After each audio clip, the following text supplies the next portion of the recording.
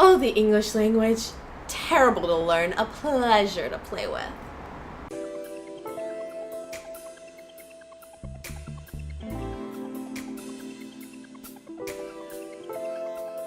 Salutations, friends. My name is Brianna Bond, otherwise known as No Ordinary Scholar, and this isn't the first time I've looked at a Demi Lovato song, but this may be the idea of mine that would be the hardest for people to swallow. You said Romeo and Juliet were depressed. You said therapy isn't always helpful. You keep inserting someone named Amy into all of your song reports. I never said I wasn't eccentric. Oh, I can't wait for this.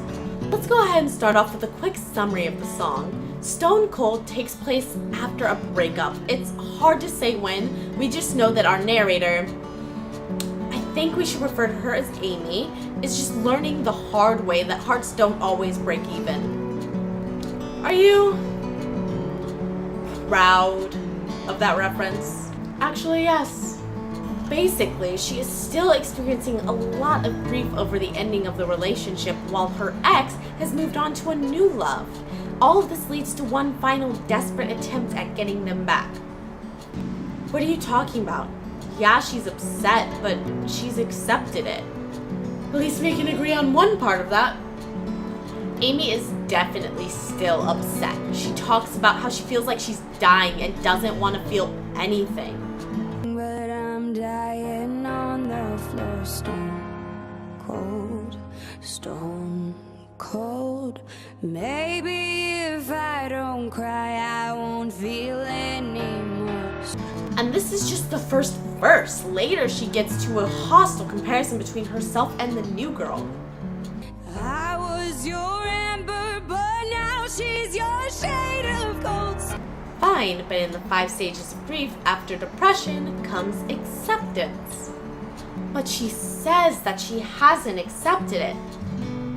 I wish I could mean this, but here's my goodbye. But she doesn't mean it. She has tried, past tense, to get used to the idea of them being apart, but she can't. So now she's bitter, she's upset, and she just doesn't understand. And the final nail in the coffin, that desperate attempt to get them back together, is the last phrase of the chorus. If happy's her, I'm happy for you. I highly doubt that you are expecting an analysis of breakup songs to involve any form of math, but trust me when I say that math is its own language. I'm just translating. So let's take a look. If is a conditional, meaning that the sentence is broken into 2 parts. Y, what will happen, and X, what needs to happen first. If X, then Y. So what are our variables? If happy is her, then I'm happy for you. But what does this mean? This is where the math comes in.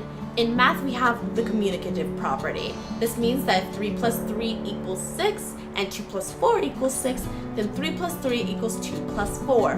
When applying that to the phrase, you see that her equals happy, and if the terms of the conditional are met, Amy will equal happy. Therefore, thanks to the communicative property, the conditional we have is translated to say that if happy is her, then I will be her for you. It's a bit of a reach, isn't it? Not really, not in context of the song. Amy is clearly not over her ex, so doesn't it make sense that someone this devastated would make themselves willing to change to save the relationship? But I knew this would be a hard pill to swallow, but just let that mull over in your mind a bit. Think about it. Until next time. Thank you so much for listening. If you want to keep hearing from me, hit the subscribe button, as well as check out my Instagram, Facebook, and ordinaryscholar.com, all of which are linked down below. And if you really like what's going on here, please consider checking out my Patreon account. But until next time, valedictions, friends.